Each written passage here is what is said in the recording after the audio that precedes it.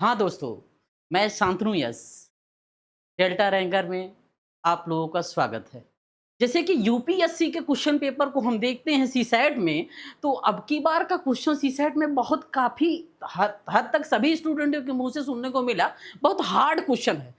No doubt hard था क्योंकि एक क्वेश्चन 2 से 3 पेजों में सॉल्व होना ये बहुत बड़ा टास्क है। लेकिन अगर आप किसी ट्रिक को बार-बार किसी ट्रिक से अगर उसका आप हम प्रैक्टिस करते हैं, तो वो 1 लाइन में क्वेश्चन सॉल्व हो सकता है। जैसे हम आपको 1 लाइन डिस्कशन करेंगे कि 1 लाइन में भी कैसे सॉल्व हो सकता है और ये भी डिस्कशन करेंगे ये क्वेश्चन 3 पेजों में कैसे सॉल्व हो सकता है।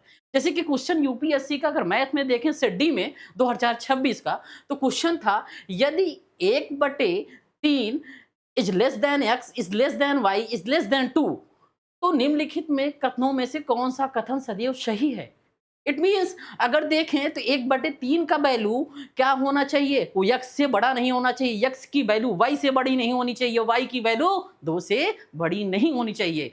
अब हमें कॉन्सेप्ट ये मिलता है कि ये जो है 1/3 x से बड़ा ना हो, लेकिन जो y है 2 से बड़ा ना हो। इस प्रकार से हम देखते हैं कि जो क्वेश्चन का मान है वो हमें पहले ही बता दे रहा है कि इस पैरामीटर के बीच में लेना है और इस पैरामीटर का जो मोनोटिक नंबर है वो स्थिर नहीं है, अर्थात नंबर बदल रहे हैं। अच्छा, कैसे? इस चीज को हम देखेंगे। तो अगर इस चीज को हम देखते हैं तो इसमें हम पाते हैं सॉल्यूशन में अगर एक स्टेटमेंट जो स्टेटमेंट दिया है उस स्टेटमेंट के अकॉर्डिंग देखते हैं, स्टेटमेंट 2 स्टेटमेंट 1।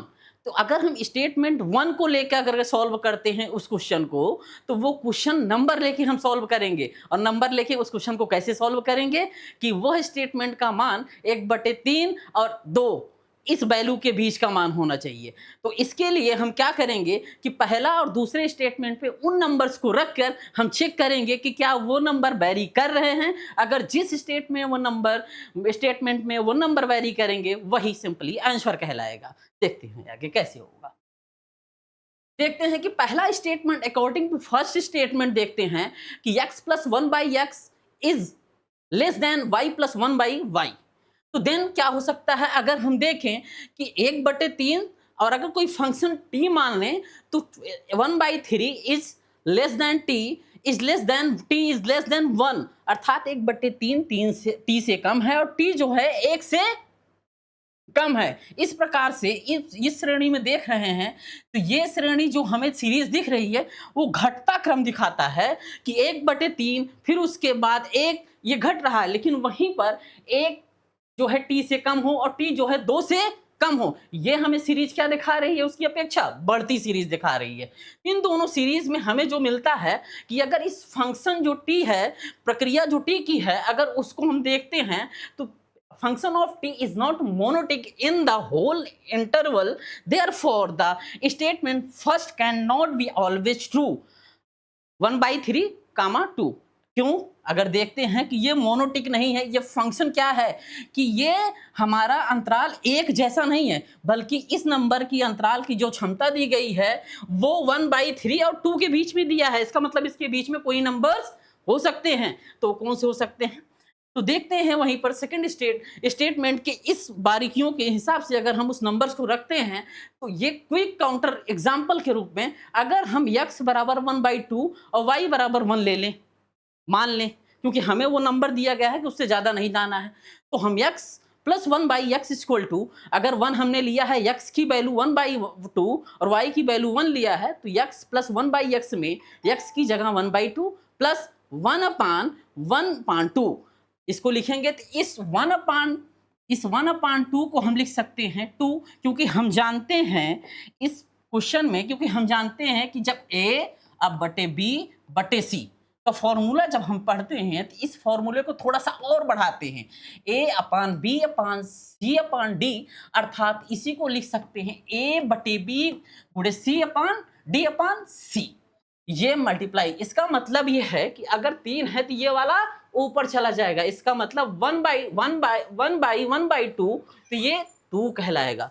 जब ये 2 कहलाएगा तो इस 2 को हम लिख सकते हैं 5/2 2 कैसे, 2 दूनी, इसको 1 मान लें, अगर हम इसका लासा ले लेते हैं, एलसीएम ले लेते हैं, तो क्या होता है हमारे पास 2 आता है, और 1 प्लस क्या हो जाता है 4, यही 5/2 होगा। 5/2 को हम काटते हैं तो ये 2.5 आता है। जब 2.5 आता है तो हमने देखा है कि जो value 1 y plus 1/y equal to होगा, क्योंकि y की वैल्यू हमने 1 मान रखा है, तो y की वैल्यू को अगर 1 हम जोड़ते हैं तो 1/1 y को भी 1 मानेंगे और y को भी 1 मानेंगे, तो 1 प्लस 1 ये 2 हो जाएगा। तो इस प्रकार से हम देखते हैं कि जो 2.5 है वो 2 की अपेक्षा क्या है, वो बड़ा है।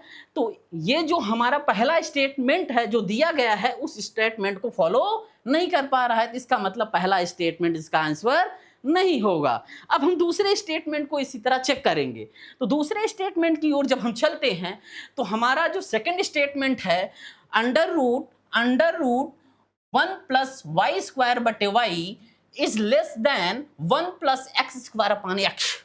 इसी को हम क्या लिख सकते हैं, 1 प्लस 1 अपॉन वाई स्क्वायर। ऐसा क्यों, क्योंकि अगर हम y में इस बोथ साइड y में हम क्या करते हैं, अगर हम y का भाग कर दें तो हमें क्या प्राप्त हो जाएगा, वो मिल जाएगा। ठीक है, अगर इस बोथ साइड y में हम उस चीज का भाग करते हैं तो हमें जो मिलता है ये इस रूप में मिलता है और ये इस रूप में। ठीक, जब ये इस दोनों के रूप में हमें प्राप्त होते हैं तो हम देखते हैं कि ये जो वैल्यू, ये एक चीज और देखिएगा, क्योंकि इसमें अभी अंदर थोड़ा सा दिखाई दे रहा होगा। इस वाले वैल्यू में सबसे बड़ी चीज ये है, इसमें ये है ये यहां तक है, ये जो है ये दोनों में ये देखेंगे ये केवल यहां तक है। तब इसको क्या करेंगे, अंडर रूट के अंदर लेंगे तब ये स्क्वायर दिखाई देगा। समझ पा रहे हैं? तो इसका मतलब अगर ये अंडर रूट के अंदर आता तो 1 plus Y square upon y square under root पूरा हो जाता, और वहीं पर ये क्या हो जाता, 1 plus X square upon x square पूरा हो जाता। अगर ये हो जा रहा है तो y square upon 1 plus Y square को अगर हम करते हैं और यहाँ पे वाई स्क्वायर है तो वाई स्क्वायर से वाई स्क्वायर कैंसिल, वही मतलब है कि वाई स्क्वायर प्लस 1 आ गया है। इसी वाई स्क्वायर प्लस 1 को हम लिख सकते हैं 1 प्लस वाई स्क्वायर। तो इसी को हम शॉर्ट फॉर्म में क्या लिख दिए, under root 1 plus 1 upon y square under root 1 plus 1 upon x square हमने लिख दिया। जब इसको हमने ये लिखा तो हमारे पास जानते हैं कि X is less than Y, X is less than Y, हम मानते हैं X is less than Y, अभी X is less than Y है। तो इस कंडीशन में जब ये बटे में होगा तो हम जानते हैं भाग में कोई चीज होती है तो अब इसकी वैल्यू कम होगी। मान लो ये पहले रही होगी 5, सपोज दैट ये पहले रही होगी 10, ठीक है, हम मानते हैं कुछ टाइम के लिए ये 10 रही होगी, क्लियर। अब ये मान लो पहले रही होगी 12, ठीक है।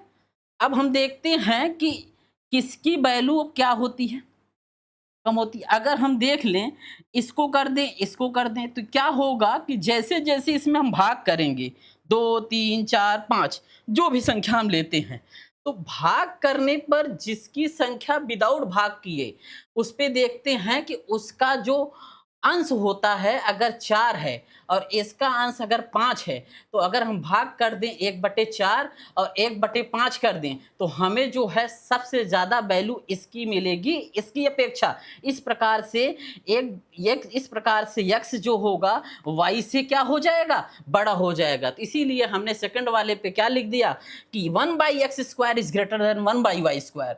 अगर हम आगे देखते हैं कि इन्हीं में दोनों तरफ एक को जोड़ दें तो 1 plus 1/x² is greater than 1 plus 1/y²।